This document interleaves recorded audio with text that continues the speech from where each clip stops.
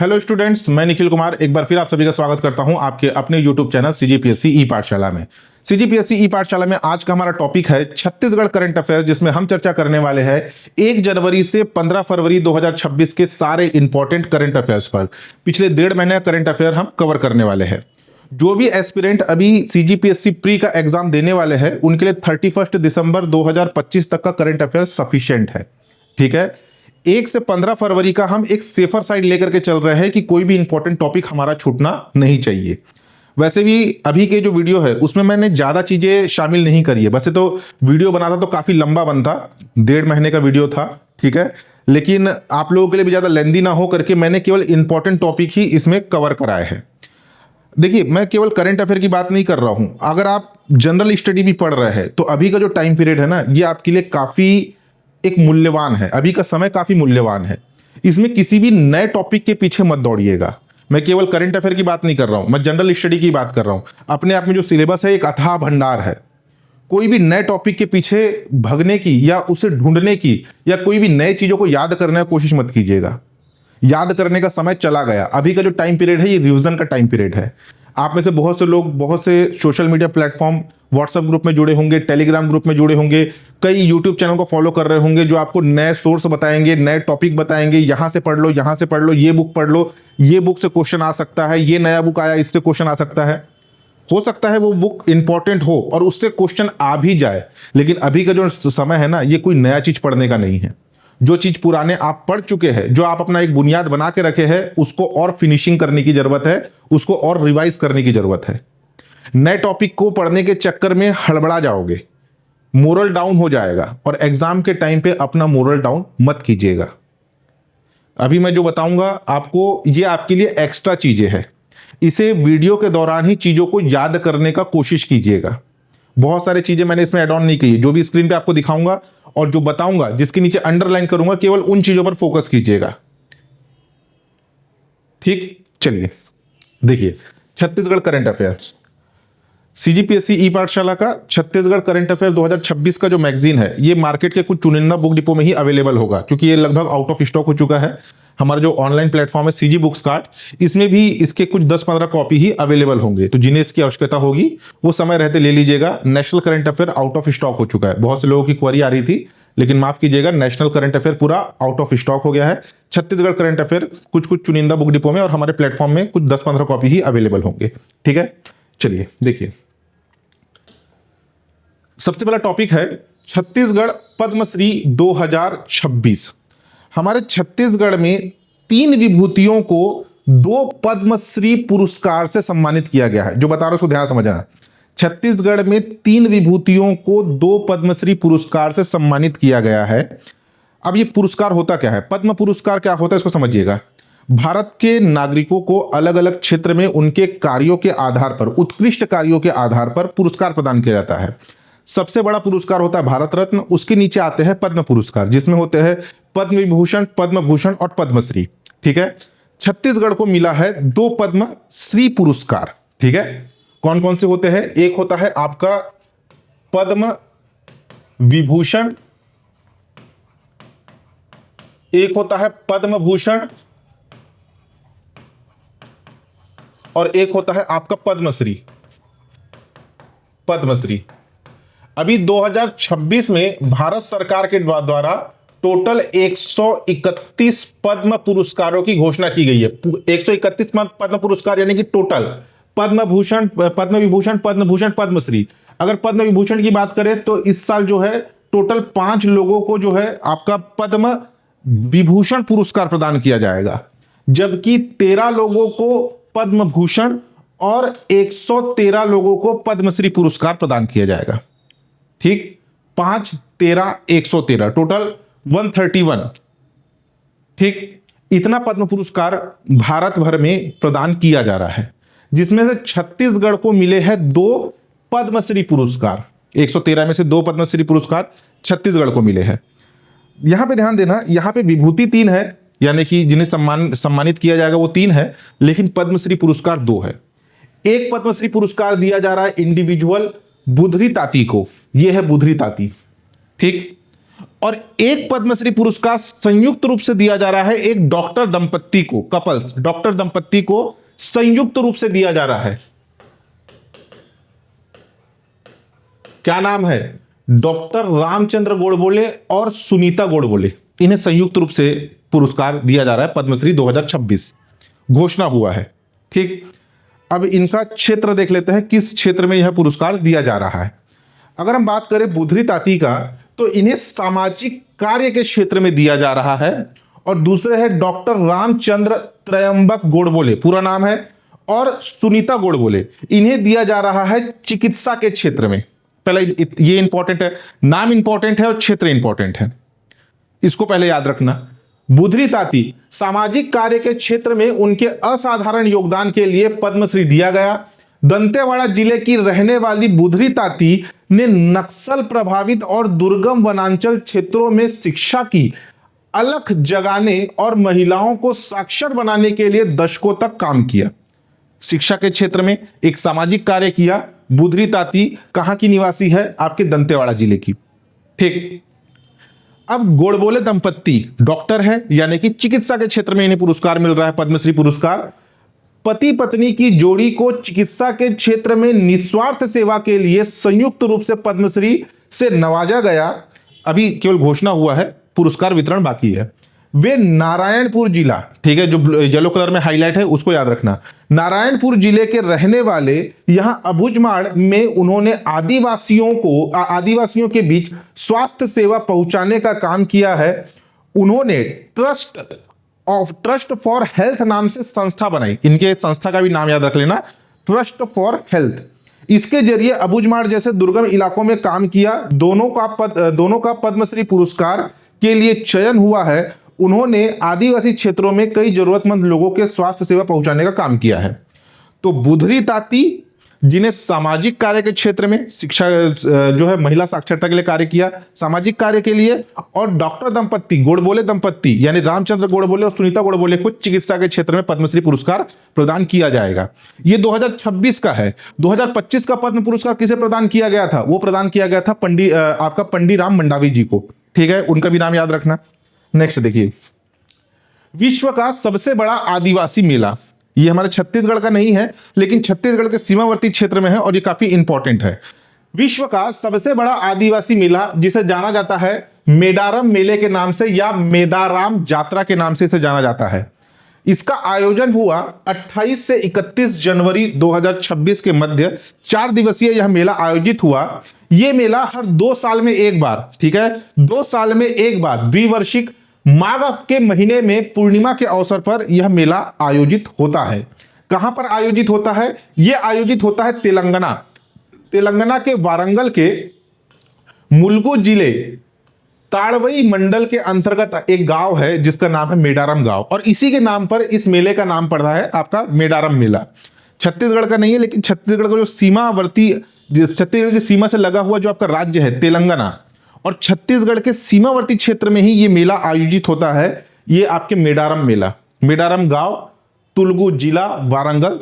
ठीक, ये जो मेला है ये मुख्य रूप से कोया आदिवासियों के द्वारा आयोजित किया जाता है। कोया आदिवासी, कोया जनजाति, ठीक, कोया जनजाति छत्तीसगढ़ की तेलंगाना से लगी सीमा में ये कोया जनजाति निवास करते हैं। हमारे छत्तीसगढ़ में भी तेलंगाना से जो सीमा लगी हुई है छत्तीसगढ़ की, उस क्षेत्र में ये कोया आदिवासी निवास करते हैं।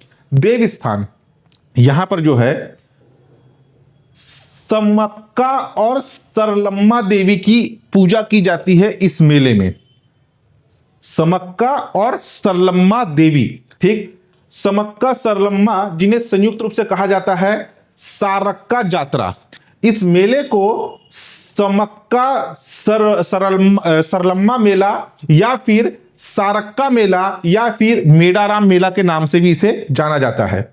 इस मेले का आयोजित किए जाने का उद्देश्य क्या है? इनकी उपासना के लिए ये माँ बेटी की एक ये जो आपके समक्का और सरलम्मा है ये एक माँ बेटी है। इन्होंने आदिवासियों के अन्याय के खिलाफ काकतीय राजवंशों के विरुद्ध इन्होंने एक लड़ाई लड़ी थी, आगे हम देखेंगे। अन्याय के खिलाफ लड़ने वाली माँ बेटी समक्का और सरलम्मा को सम्मानित करने के उद्देश्य से यह मेला आयोजित होता है और यह विश्व का सबसे बड़ा आदिवासी मेला है। ठीक, सम्मिलित इसमें छत्तीसगढ़, महाराष्ट्र, तेलंगाना एवं आंध्र प्रदेश के कोया आदिवासी मुख्य रूप से शामिल होते हैं। कोया आदिवासियों के द्वारा आपका आयोजित किया जाता है और जो तेलंगाना के आसपास के जो राज्य है, जैसे हमारा छत्तीसगढ़ हो गया, महाराष्ट्र हो गया, आंध्र प्रदेश हो गया, यहाँ के भी आदिवासी इस मेले में शामिल होते हैं। पहुंच, यह स्थान एतुरु नगरम वन्य जीव अभ्यारण्य के अंदर स्थित है, जहां पे मेला आयोजित होता है, जो कि दंडकारण्य का एक हिस्सा है। छत्तीसगढ़ में भी दंडकारण्य प्रदेश है। महत्व, इसे तेलंगाना सरकार के द्वारा राजकीय त्योहार घोषित किया गया है। किसे? मेडारम मेले को। दक्षिण भारत का कुंभ भी इसे माना जाता है, इस मेले को। देखिए परंपरा क्या है, श्रद्धालु देवी को प्रसाद के रूप में अपने वजन के बराबर गुड़ को कहा जाता है बंगराम, गुड़ अर्पित करते हैं, जिसमें श्रद्धालु क्या करते हैं, अपने खुद के वजन के बराबर गुड़ अर्पित करते हैं देवी को, और जम्पन्ना वागू नदी में पवित्र स्नान करते हैं। स्नान के बाद देवी की दर्शन करते हैं। ठीक है, अब इसका महत्व क्या है, इसको थोड़ा समझना। विश्व का सबसे बड़ा आदिवासी मेला है। छत्तीसगढ़ की सीमावर्ती क्षेत्र जो तेलंगाना से लगा हुआ है, इसलिए हमारे लिए इंपॉर्टेंट है, और ये तेलंगाना सरकार के द्वारा इसे राजकीय त्योहार भी घोषित किया गया है। इतने फैक्ट याद रखना। और कब आयोजित हुआ, ये आपके माघ पूर्णिमा के अवसर पर 28 से 31 जनवरी के मध्य आयोजित हुआ था। ठीक है, 28, 29, 30, 31 4 दिवसीय मेला आयोजित था। ठीक, नेक्स्ट देखिए, अगर हम अनुश्रुति की बात करें, अगर इसके बैकग्राउंड, इसकी पृष्ठभूमि को देखें, तो इस उत्सव में समक्का एवं सारक्का नामक आदिवासी देवियों की पूजा की जाती है। स्थानीय अनुश्रुतियों के अनुसार देवी समक्का और उसकी पुत्री सरलम्मा या सारक्का काकतीय राजाओं के खिलाफ मेडारम के पक्ष में, यानी कि जो क्षेत्र था मेडारम के पक्ष में युद्ध करते हुए वीरगति को प्राप्त हुई। उनके सम्मान में यह उत्सव मनाया जाता है। इस उत्सव का इतिहास लगभग 900 वर्ष पुराना है। 4 दिन तक चलने वाले इस उत्सव में श्रद्धालु अपने वजन के बराबर नैवेद्यम का मतलब होता है प्रसाद, नैवेद्यम या अन्य प्रसाद जैसे बंगारम या बांगरम, या इसे बेल्लम भी कहा जाता है, गुड़ की बात हो रही है, अर्पित करते हैं। वह जम्पन्ना वागू, गोदावरी की एक सहायक नदी है, जम्पन्ना वागू नदी में स्नान करते हैं। अगर बात करें जो जम्पन्ना कौन है, जम्पन्ना देवी समक्का का ही पुत्र था। ठीक है, जिसपे इस नदी का नाम पड़ा है। ये कुछ ऐसा यहाँ पे प्रतिमा टाइप की स्थापित है जिसकी पूजा की जाती है और ऐसा मेला भरता है। ठीक, नेक्स्ट देखिए, नेक्स्ट है रायपुर साहित्य उत्सव 2026। रायपुर साहित्य उत्सव 2026 जिसका आयोजन हुआ 23 से 25 जनवरी 2026, 3 दिवसीय इसका आयोजन हुआ। स्थान कहां पर, रायपुर के पुरखौती मुक्तांगन परिसर में इसका आयोजन हुआ। रायपुर साहित्य उत्सव इंपॉर्टेंट है, थोड़ा सा इससे रिलेटेड चीजों को याद रखना। इसका विषय क्या था, इसका थीम क्या था, या रायपुर साहित्य उत्सव का टैगलाइन क्या था पूछा जाए तो वो था आपका आदि से अनादि तक। क्या था, आदि से अनादि तक। देखिए यहां पर भी लिखा हुआ है आदि से अनादि तक। इसका उद्घाटन किया गया राज्यसभा के उपसभापति हरिवंश नारायण सिंह जी के द्वारा और छत्तीसगढ़ के मुख्यमंत्री विष्णुदेव साय जी के द्वारा। इन्होंने जो है इस रायपुर साहित्य उत्सव का उद्घाटन किया था। उद्घाटन किनके द्वारा किया गया, इनका भी नाम याद रखना, कथन आधारित प्रश्न बनता है। प्रतिभागी, उत्सव में देश विदेश के लगभग 120 विख्यात साहित्यकार और विचारक इसमें शामिल हुए थे। प्रमुख सत्र की बात करें तो इसमें कुल 42 साहित्यिक सत्रों का आयोजन किया गया। इस डाटा को भी याद रख लेना, कुल 42 आपका साहित्यिक सत्रों का आयोजन किया गया, जिसमें साहित्य, संस्कृति, समाज, राजनीति और आधुनिक विमर्श पर चर्चा हुई। विशेष अगर मंडप की बात करें, इसमें अलग अलग मंडप भी बने हुए थे। मुख्य कार्यक्रमों के लिए विशेष मंडपों का नाम छत्तीसगढ़ की विभूतियों के नाम पर रखे गए थे, जैसे विनोद कुमार शुक्ल मंडप जो मुख्य मंच था। ठीक, छत्तीसगढ़ ज्ञानपीठ पुरस्कार के विजेता, छत्तीसगढ़ के पहले ज्ञानपीठ पुरस्कार से सम्मानित आपकी विभूति थे विनोद कुमार शुक्ल जी। श्यामलाल चतुर्वेदी, ये भी साहित्यकार है, मंडप। लाला जगदलपुरी मंडप और अनिरुद्ध नीरव मंडप, ये सारे कुछ मुख्य इसमें विशेष मंडप बनाए गए थे। मंचन की बात करें तो प्रख्यात अभिनेता मनोज जोशी द्वारा चाणक्य नाटक का मंचन किया गया था इस रायपुर साहित्य उत्सव के दौरान। डेट इंपॉर्टेंट है, कहां किस स्थान पर आयोजित हुआ इंपॉर्टेंट है, इसका टैगलाइन क्या था इंपॉर्टेंट है, और उद्घाटन किसके द्वारा किया गया। इतने को, ये शुरू के 4 को मुख्य रूप से याद रखना। ठीक, नेक्स्ट देखिए, राजा मोर ध्वज आरंग महोत्सव 2026। राजा मोर ध्वज आरंग महोत्सव 2026 जिसका आयोजन हुआ 15-16 जनवरी 2026 को, 2 दिवसीय आयोजन था। कहां हुआ? इंडोर स्टेडियम परिसर आरंग, रायपुर में। इसका शुभारंभ किया गया कैबिनेट मंत्री गुरु खुशवंत साहेब और टंकराम वर्मा जी के द्वारा इसका उद्घाटन किया गया। उद्देश्य, आरंग की ऐतिहासिक पौराणिक विरासत एवं राजा मोरध्वज की त्याग और धर्मनिष्ठा की परंपरा का स्मरण करना इस महोत्सव का मुख्य उद्देश्य था। अगर हम ऐतिहासिक संदर्भ की बात करें तो राजा मोरध्वज का उल्लेख महाभारत से जुड़ी लोक कथा में मिलता है। समापन समारोह, इसके समापन समारोह में मुख्यमंत्री विष्णुदेव साय जी मुख्य अतिथि के तौर में शामिल हुए थे और ये इसका समापन किया। सम्मान की बात करें तो सैंड आर्टिस्ट यानी कि रेत कलाकार, रेत से जो आकृति बनाते हैं, समुद्र किनारे जो रेत है उस रेत से अलग अलग आकृति उकेरने का कार्य करते हैं, उन्हें कहा जाता है sand artist. Sand artist Hemchand Sahu को रेत से धार्मिक आकृतियों उकेरने के लिए मुख्यमंत्री जी के द्वारा सम्मानित किया गया। इस महोत्सव में घोषणा, मुख्यमंत्री विष्णुदेव साय जी ने समोदा जो कि एक उप तहसील था को पूर्ण तहसील का दर्जा देने की घोषणा की इस महोत्सव में। और अगर बजट की बात करें तो हर साल जो इस महोत्सव के आयोजन में जो बजट निर्धारित था पहले 5 लाख रुपए, उसे बढ़ा करके 10 लाख रुपए करने का ऐलान किया गया। इसमें आपके लिए इंपॉर्टेंट है कि कब आयोजित हुआ, 15 और 16 जनवरी को। बाकी जो राजा मोरध्वज से जुड़ी हुई जो किंवदंती है, जैसे कि यहाँ पे आप देखेंगे, यहाँ पे आपका जो आरंग का नाम क्यों पड़ा उसका भी एक जो कहानी है वो राजा मोरध्वज से जुड़ा हुआ है। ठीक है, इधर मोरध्वज और उनकी पत्नी बीच में से अपने पुत्र को आरी से काटते हैं, आरा से काटते हैं, आरा से अंग को 2 हिस्से में करते हैं, इसलिए इस जगह का नाम आरंग पड़ा। वो अलग स्टोरी है, वो आप कहीं ना कहीं जीएस के टॉपिक में आप पढ़ चुके होंगे, उसमें भी हम टाइम वेस्ट नहीं करते। ठीक है, डेट याद रखना, डेट इंपॉर्टेंट है। नेक्स्ट देखिए, धान खरीदी खरीफ विपणन वर्ष 2025-26। छत्तीसगढ़ में धान खरीदी करने वाली संस्था का नाम क्या है? मार्कफेड, जिसके द्वारा धान खरीदी की जाती है। खरीदी का समय निर्धारित था 15 नवंबर 2025 से लेकर के 31 जनवरी 2026 तक। इसमें याद रखना कि बाद में इसे बढ़ा करके 5-6 फरवरी 2026 ये डेट कर दिया गया था।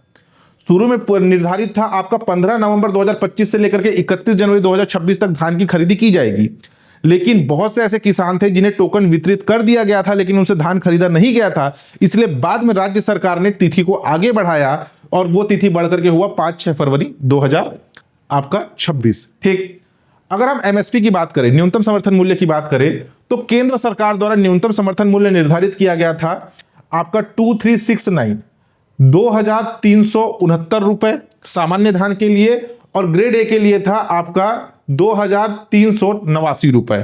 ठीक है, 2389 ये था ग्रेड ए का, और सामान्य धान का था 2369।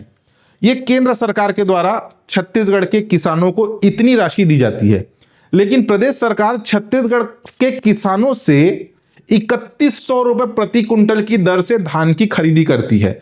यानी कि यह राशि केंद्र सरकार की तरफ से मिलता है, और जो बची हुई अतिरिक्त राशि है 731 रुपए, इतना कुछ राशि अलग से आपका टोटल 3100 रुपए करने के लिए अतिरिक्त जो राशि है वो है आपका 731 रुपए। ये 731 रुपए की अतिरिक्त राशि राज्य सरकार प्रदान करती है। इस प्रकार से छत्तीसगढ़ के किसानों से 3100 रुपए प्रति कुंटल की दर से धान खरीदी की जाती है कृषक उन्नति योजना के तहत। ठीक है, जो आपका बचा हुआ जो राशि है ये जो है कृषक उन्नति योजना के तहत अतिरिक्त राशि अलग से राज्य सरकार किसानों के खातों में देती है।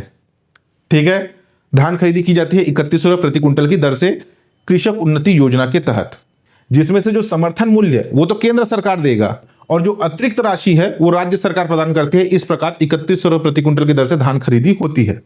अधिकतम सीमा इसमें 21 कुंटल प्रति एकड़ की दर से धान खरीदी होती है, यानी कि एक किसान से 1 एकड़ में मैक्सिमम 21 कुंटल धान खरीदा जाएगा। अगर लक्ष्य की बात करें तो सरकार ने लक्ष्य रखा था कि इस खरीफ विपणन वर्ष 2025-26 में 160 लाख मीट्रिक टन धान की खरीदी होगी, लेकिन इसके विपरीत कम धान की खरीदी हुई। कितना धान का खरीदी हुआ, यह आंकड़ा इंपॉर्टेंट है, साल भर होने वाले एग्जाम में इस आंकड़े से क्वेश्चन पूछा जाएगा।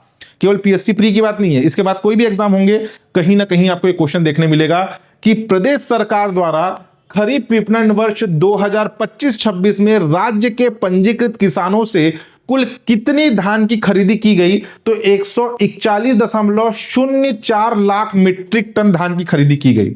प्रदेश के 25,24,339 पंजीकृत किसानों से 141.04 लाख मीट्रिक टन धान की खरीदी की गई। ये वाले रो को पूरा याद रखना इंपॉर्टेंट है, किसानों की संख्या भी याद रखना और धान की खरीदी कितनी हुई ये भी याद रखना, लक्ष्य कितना था इसे भी याद रखना। ठीक, खरीदी केंद्रों की बात करें तो 2,739 खरीदी केंद्र बनाए गए थे, जिसमें आपके 55 मंडी और 78 उप मंडियां भी शामिल थी। ठीक है, पिछले वर्ष अगर धान की खरीदी की बात करें, अभी हम 2025-26 पढ़ रहे हैं, इसके पिछले साल आपका खरीफ विपणन वर्ष 2024-25 में 149.25 लाख मीट्रिक टन धान खरीदी हुई थी, यानी कि पिछले साल से कम धान की खरीदी हुई है इस साल। पिछले साल अप्रोक्स 149 था, अभी कितना है, अभी है 141।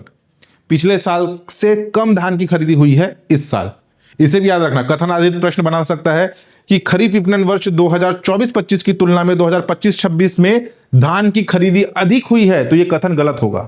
पिछले साल धान की खरीदी अधिक हुई थी, इस साल धान की खरीदी कम हुई है। ठीक, ऑनलाइन स्लॉट बुकिंग, अच्छा इसको थोड़ा अपडेट कर लेना। जब पिछली कांग्रेस सरकार थी उसने नाम रखा था टोकन तू हर हाथ, लेकिन अभी इस साल इस ऐप का नाम चेंज हुआ था तू हर टोकन ऐप, इसे याद रखना ना। बुक में शायद मैंने टोकन तू हर हाथ करके लिखा हुआ है, उसको करेक्ट कीजिएगा, तू हर टोकन ऐप। इसके माध्यम से यह किसानों को धान बेचने के लिए ऑनलाइन स्लॉट बुक करने की सुविधा प्रदान करता है, जिसे खरीद केंद्रों पर प्रतीक्षा समय और कतारों में कम समय लगता है। यही जो बात हो रही थी ना, आपके 5 से 6 फरवरी जो टाइम किया गया, तो किसान जी ने तुहर टोकन ऐप के माध्यम से टोकन मिल गया था, लेकिन उन्होंने धान नहीं बेचा था, उनके लिए अतिरिक्त समय बढ़ाया गया था 5-6 फरवरी के लिए। देखिए न्यूज आर्टिकल में 5-6 फरवरी लिखा हुआ आ रहा है, एकदम निर्धारित नहीं कि 5 फरवरी की 6 फरवरी, लेकिन कोई भी आपका एग्जाम में डाटा आएगा तो 5 फरवरी या 6 फरवरी ऐसा एग्जैक्ट नहीं आएगा, या तो 5 फरवरी देगा, या तो फिर 10 फरवरी देगा, या 12 फरवरी देगा, या 1 फरवरी देगा। तो 5-6 में से कोई भी आएगा, उसको आप करेक्ट आंसर ले लीजिएगा। छत्तीसगढ़ सरकार ने कृषक उन्नति योजना के तहत धान किसानों के लिए 10,000 करोड़ रुपए के एक बड़े वित्तीय राहत पैकेज को मंजूरी दी है, यानी कि जो 731 रुपए की अतिरिक्त राशि है, 3100 रुपए प्रति कुंटल की दर से धान खरीदी के लिए, तो उसके लिए सरकार ने 10,000 करोड़ रुपए की एक अलग से पैकेज बनाया है, जो कि होली से पहले, 4 मार्च को भी होली होने वाला है, होली से पहले किसानों के अकाउंट में प्रदेश सरकार जो है ट्रांसफर कर देगी, ऐसा कहा जा रहा है। राज्य सरकार ने धान खरीदी की अंतिम तिथि जो पहले 31 जनवरी थी, उसे बढ़ाकर 5-6 फरवरी 2026 तक कर दिया है। इतने डाटा आपके लिए इंपॉर्टेंट है। ठीक, जिसमें से मेन इंपॉर्टेंट है आपके लिए ये वाला, कितने किसानों से कितने लाख मीट्रिक टन धान की खरीदी हुई, पिछले खरीफ विपणन वर्ष में कितने धान की खरीदी हुई थी, और खरीदी केंद्रों की संख्या कितनी थी, ये इंपॉर्टेंट है, इसे अच्छे से याद करना। और अगर हम बात करें कि छत्तीसगढ़ के किस जिले से सर्वाधिक धान की खरीदी हुई, तो याद रखना सर्वाधिक धान की खरीदी हुई महासमुंद जिले से। अभी फिलहाल ये डाटा न्यूज आर्टिकल में आया है, महासमुंद जिले से। ठीक, इसका फाइनल डाटा और आगे आपको अपडेट कराऊंगा, क्योंकि जो इनका ऑफिशियल वेबसाइट है वो ओपन नहीं हो रहा है। ठीक है, जिसमें आपको एग्जैक्ट कितने लाख मैट्रिक टन महासमुंद से खरीदा गया, फर्स्ट पोजीशन पे कौन है, सेकंड पोजीशन पे कौन है, थर्ड पोजीशन पे कौन है, सबसे कम धान की खरीदी किस जिले से हुई, वो आगे मैं आपको अपडेट कराऊंगा। लेकिन जिस वेबसाइट से अपडेट करना था वो ओपन नहीं हो रहा है, सर्वर डाउन का इशू चल रहा है आज के डेट तक। ठीक, नेक्स्ट देखिए, रायपुर में पुलिस कमिश्नरी या कमिश्नरेट प्रणाली लागू। डेट इंपॉर्टेंट है, डेट याद रखना। ठीक है, किसी भी जिले में जो प्रशासनिक व्यवस्था संभालने का जो जिम्मेदारी है वो होता है कलेक्ट्रेट को, यानी कि कलेक्टर को। लेकिन रायपुर जो हमारी प्रदेश की राजधानी है, वहां पे क्राइम बढ़ रहा है, चाकूबाजी की घटना अक्सर सुनने मिलती है, किडनैपिंग की घटना सुनने मिलती है, सूदखोरी की घटना सुनने मिलती है, जमीन हड़पने की घटना सुनने मिलती है, यानी कि क्राइम रेट रायपुर में काफी ज्यादा है। इसलिए यहाँ पे जो कलेक्ट्रेट व्यवस्था के स्थान पर लाया गया आपका कमिश्नरेट प्रणाली। ये क्या है बताता हूं आगे। ये लागू कब हुआ, ये डेट को इंपॉर्टेंट है, याद रखना कि रायपुर में आपका कमिश्नरी प्रणाली या कमिश्नरेट व्यवस्था कब से लागू हुई, तो 23 जनवरी 2026 से आधिकारिक तौर पर रायपुर में पुलिस कमिश्नरी प्रणाली लागू हुई। डेट इंपॉर्टेंट है। नई व्यवस्था के तहत शहर की सुरक्षा और कानून व्यवस्था की जिम्मेदारी अब सीधा पुलिस कमिश्नर के पास होगी। प्रथम पुलिस कमिश्नर बनाया गया है इस कमिश्नरी व्यवस्था के अंतर्गत, वो है संजीव शुक्ला। इंपॉर्टेंट है, इनका भी नाम याद रखना कि रायपुर कमिश्नर प्रणाली के अंतर्गत पहले या प्रथम पुलिस कमिश्नर किन्हें नियुक्त किया गया, संजीव शुक्ला को। 2004 बैच के आईपीएस अधिकारी है। ये जो व्यवस्था उठाई गई है, यानी कि छत्तीसगढ़ में जो कमिश्नरी व्यवस्था लागू की गई है, वो मध्य प्रदेश के भोपाल इंदौर मॉडल पर आधारित है। ठीक, क्षेत्र की अगर हम बात करें तो क्षेत्र और थानों का विभाजन दो आधार पर किया गया है, एक शहरी क्षेत्र और दूसरा है आपका ग्रामीण क्षेत्र। तो जो रायपुर में अभी जो कमिश्नरी प्रणाली की बात हो रही है, ये लागू किया गया है शहरी क्षेत्र में। ठीक है, रायपुर नगर निगम और बिरगांव नगर निगम क्षेत्र के 21 थानों को कमिश्नरेट के दायरे में रखा गया है, जो कि सीधे कंट्रोल में होगा आपके कमिश्नर, पुलिस कमिश्नर के। जबकि जो ग्रामीण क्षेत्र है, जिले के शेष, रायपुर जिले के जो शेष 12 थाने हैं ग्रामीण क्षेत्र में रहेंगे, जिनका नेतृत्व पूर्व की भांति पुलिस अधीक्षक यानी कि एसपी पुलिस अधीक्षक करेंगे। ठीक है, तो दो क्षेत्र बांटा गया है, एक शहरी क्षेत्र, ग्रामीण क्षेत्र। शहरी क्षेत्र जिसमें रायपुर नगर निगम, बिरगांव नगर निगम के 21 थाने शामिल है, जहां पे कमिश्नरेट व्यवस्था है। कितने थाने शामिल है? 21 थाने शामिल है, यह भी याद रखना।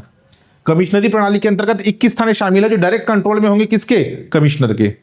और जो ग्रामीण क्षेत्र के जो 12 थाने हैं वो आपके कंट्रोल में होंगे किसके? पुलिस अधीक्षक के, पहले के भांति। ठीक, प्रशासनिक ढांचे की बात करें तो जो रायपुर है, रायपुर का जो कमिश्नरेट बनाया गया है यानी कि शहरी क्षेत्र, उसे मुख्य जोन में बांटा गया, 3 मुख्य जोन में बांटा गया है। ठीक है, 3 मुख्य जोन में इसे बांटा गया है। सॉरी, एक है नॉर्थ, दूसरा नॉर्थ यानी कि उत्तर, पश्चिम और मध्य। उत्तर, पश्चिम और मध्य, 3 इसे मुख्य जोन में बांटा गया है। ठीक है, आगे और आपको कुछ अतिरिक्त जानकारी बताऊंगा, उसको ध्यान देना। शक्तियों की अगर हम बात करें तो पुलिस कमिश्नर को अब कार्यकारी मजिस्ट्रेट, पहले कार्यकारी मजिस्ट्रेट कौन होते थे? कलेक्टर। पुलिस कमिश्नर को अब कार्यकारी मजिस्ट्रेट, एग्जीक्यूटिव मजिस्ट्रेट की शक्तियां प्राप्त है। वे धारा 144 जो कि अब आपका BNSS 163 लागू करने, गुंडा एक्ट, गैंगस्टर एक्ट के तहत कार्यवाही करने, लाठीचार्ज या भीड़ नियंत्रित करने के लिए सीधे आदेश देने के जैसे विशेष निर्णय स्वयं ले सकते हैं, जिसके लिए पहले जिला मजिस्ट्रेट, कलेक्टर की अनुमति लेनी होती थी। पहले कोई भी एक्शन लेने के लिए, जैसे कि गुंडा एक्ट हो गया या धारा 144 लागू करना हो गया या लाठीचार्ज करना हो गया, पहले कलेक्टर की परमिशन लेने की आवश्यकता होती थी, लेकिन अब सीधा निर्णय कौन लेंगे? Police commissioner. ये इसमें शक्ति प्रदान की गई है। ठीक, देखिए जैसे 3 जोन में बांटा गया है, एक है रायपुर सेंट्रल यानी कि रायपुर मध्य, इसमें जो है सिविल लाइन। देखिए इसमें ना कौन कौन से थाने शामिल है इंपॉर्टेंट नहीं है। एक तो टोटल 21 थाने शामिल है शहरी क्षेत्र का, ये याद रखना। 3 जोन में बटा हुआ है, zone 1, zone 2, zone 3, central, north और आपका वेस्ट। ठीक है, सेंट्रल, नॉर्थ और वेस्ट, यानी कि मध्य रायपुर, पश्चिम रायपुर और आपका उत्तर रायपुर, इसको याद रखना। ठीक, नेक्स्ट देखिए ज्ञानोदय हब। ज्ञानोदय हब जो कि विकसित किया जा रहा है रायपुर के सड्डू और डुंडा क्षेत्र में। रायपुर के सड्डू और डुंडा क्षेत्र में ज्ञानोदय हब बनाया जा रहा है। अब ये ज्ञानोदय हब है क्या? अनुसूचित जाति, जनजाति और अन्य पिछड़ा वर्ग और कमजोर वर्ग के छात्रों को आधुनिक सुविधाओं के साथ प्रतियोगी परीक्षाओं की निःशुल्क कोचिंग प्रदान करेगा ज्ञानोदय हब। यह व्यवस्था है ज्ञानोदय हब के अंतर्गत। इसमें लगभग 1000 सीटों की आवासीय सुविधा वाले 5 हॉस्टल भवन बनाए जा रहे हैं। 1000 सीटों की आवासीय सुविधा। उद्देश्य आर्थिक रूप से कमजोर मेधावी छात्रों को बिना किसी आर्थिक बाधा के उच्च स्तरीय शिक्षा और कोचिंग उपलब्ध कराना इस ज्ञानोदय हब का मुख्य उद्देश्य है। कहां विकसित हो रहा है? रायपुर के सड्डू और डूंडा क्षेत्र में। कोचिंग और तैयारी की बात करें तो इसमें JEE, NEET, CLAT, civil services, NDA, NET, SLET, PET, PMT, IIT और मेडिकल जैसी जो प्रतियोगिता परीक्षाओं के लिए तैयारी करेंगे इन भवन या इन छात्रावास में रह करके। विशेष जो मुख्य परिसर है सड्डू वो 18 एकड़ क्षेत्र में फैला है और डूंडा जो है 10 एकड़ से अधिक क्षेत्र में स्थित है। सुविधाएं, आधुनिक मॉडल एकलव्य ड्रॉपर छात्रों के लिए 500 सीटर कोचिंग, ओबीसी बालक बालिकाओं के लिए 100 सीटर और एसटी बालिकाओं के लिए 250 सीटर व्यावसायिक शिक्षा का इसमें सुविधा प्रदान किया गया है। इंपॉर्टेंट क्या है, किस क्षेत्र में विकसित किया जा रहा है, क्षमता क्या है और उद्देश्य क्या है, इसको याद रखना। बाकी चीजें बाद का विषय है। ठीक है, नेक्स्ट देखिए। नेक्स्ट है पीएम जनमन और धरती आबा जनजाति ग्राम उत्कर्ष अभियान के प्रभावी क्रियान्वयन के लिए हमारे छत्तीसगढ़ राज्य को राष्ट्रपति द्रौपदी मुर्मू जी के द्वारा राष्ट्रीय स्तर पर प्रथम पुरस्कार प्रदान किया गया है 2 योजनाओं के लिए। एक है पीएम जनमन और दूसरा धरती आबा जनजाति उत्कर्ष अभियान। इसके लिए राष्ट्रीय स्तर पर प्रथम पुरस्कार मिला। ध्यान देना, सर्वश्रेष्ठ प्रदर्शन करने वाले राज्यों में हमारे छत्तीसगढ़ को जनजाति विकास के पहलों के लिए बेस्ट परफॉर्मिंग स्टेट का पुरस्कार मिला। ठीक, पीएम जनमन और धरती आबा जनजाति ग्राम उत्कर्ष अभियान के लिए बेस्ट परफॉर्मिंग स्टेट का पुरस्कार मिला। अगर जिलों की उपलब्धि की बात करिए तो स्टेट की बात होगी। अब डिस्ट्रिक्ट की बात करें तो जनजाति सेवा और प्रशिक्षण कार्यक्रमों के सफल क्रियान्वयन के लिए मोहला, मानपुर, अंबागढ़ चौकी, बालोद, दंतेवाड़ा और धमतरी 4 जिले। कौन कौन से? मोहला, मानपुर, अंबागढ़ चौकी, उसका पड़ोसी जिला बालोद, दंतेवाड़ा और धमतरी। इन्हें स्क्रीन फेलिसिटेशन अवार्ड मिला है। इसके अतिरिक्त धमतरी और कोरिया जिले को उनके अनुकरणीय प्रदर्शन के लिए विशेष पहचान मिली है। ठीक, अगर इन दोनों अभियान में व्यक्तिगत श्रेणी के पुरस्कार की बात करें तो जनजाति विकास विभाग के राज्य प्रशिक्षक ललित शुक्ला को व्यक्तिगत श्रेणी का पुरस्कार मिला है। योजना का प्रभाव, छत्तीसगढ़ में लगभग 6,691 गांव धरती आबा अभियान से लाभान्वित हो रहे हैं, जहां सड़क, बिजली और स्वास्थ्य जैसी 25 प्रमुख योजनाओं का लाभ सीधे आदिवासियों तक पहुंचाया जा रहा है। इंपॉर्टेंट है, याद रखना। नेक्स्ट देखिए। नेक्स्ट है Chhattisgarh film city. Chhattisgarh film industry के नए अध्याय की शुरुआत 100 एकड़ क्षेत्र में बन रहा है छत्तीसगढ़ का film city. Chhattisgarh film city का नाम क्या रखा गया है? चित्रोत्पला। छत्तीसगढ़ के जो फिल्म सिटी है इसका नाम क्या होगा? Chitrotpala film city. 24 जनवरी 2026 को रायपुर के माना तूता क्षेत्र में भूमि पूजन किया गया है। तो फिल्म सिटी का नाम क्या है? चित्रोत्पला। कहां ओपन होने वाला है, कहां ये खुलने वाला है? माना तूता नवा रायपुर क्षेत्र में। इतना ही इंपॉर्टेंट है अभी के लिए। 100 एकड़ क्षेत्र में ये फिल्म सिटी बनेगा। नेक्स्ट देखिए। नेक्स्ट है मंत्री परिषद द्वारा नवा रायपुर अटल नगर में 4 नवीन उद्यमिता केंद्र की स्थापना के लिए software technology parks of India STPI के साथ MOU समझौता हुआ है। ठीक है, 4 नवीन उद्यमिता केंद्र कहां पर खुल रहे हैं? नवा रायपुर अटल नगर में। कौन कौन से है ये केंद्र?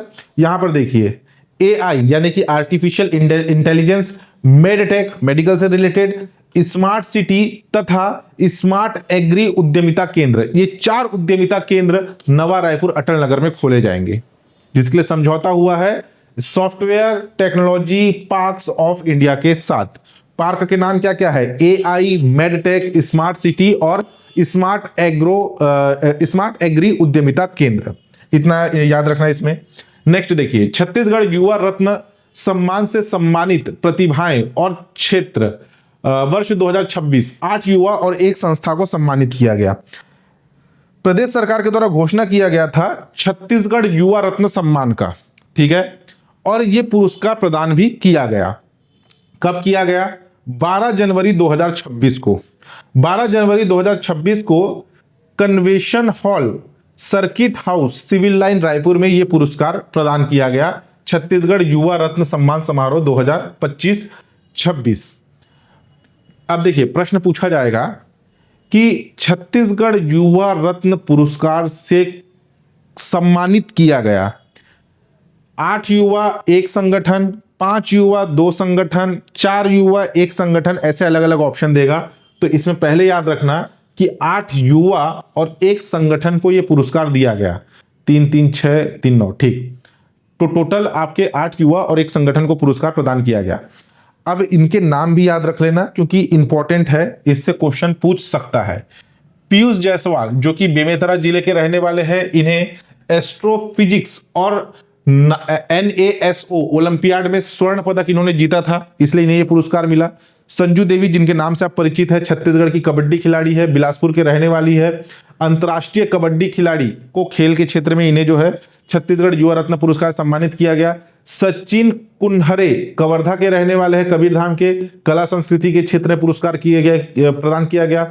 आरू साहू इनके नाम से आप परिचित होंगे, एक गायिका है, लोक कला के क्षेत्र में पुरस्कार मिला। शिल्पा साहू कांकेर की रहने वाली है, सामाजिक कार्य के क्षेत्र में पुरस्कार मिला। अमित यादव सरगुजा के रहने वाले, साहित्य के क्षेत्र में पुरस्कार मिला।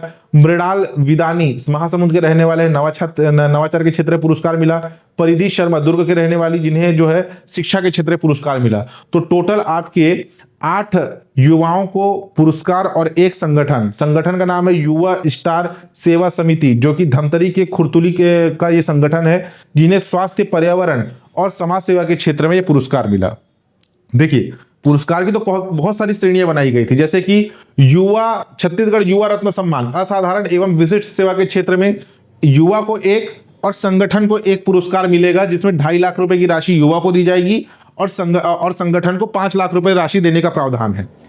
देखिए, इसमें संगठन को केवल छत्तीसगढ़ युवा रत्न पुरस्कार मिलेगा, उसके अलावा युवा रत्न सम्मान ये किस क्षेत्र में? असाधारण एवं विशिष्ट सेवा कार्य के लिए।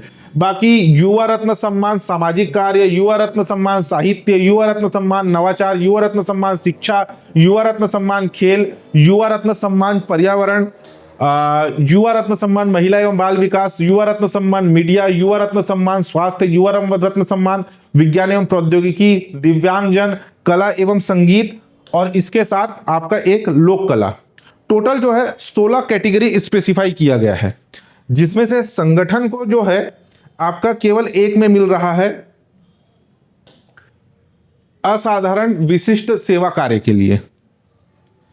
तो टोटल 16 कैटेगरी बटा है, लेकिन 2026 जब 25-26 में यह पुरस्कार दिया गया है 8 युवा और एक संगठन को।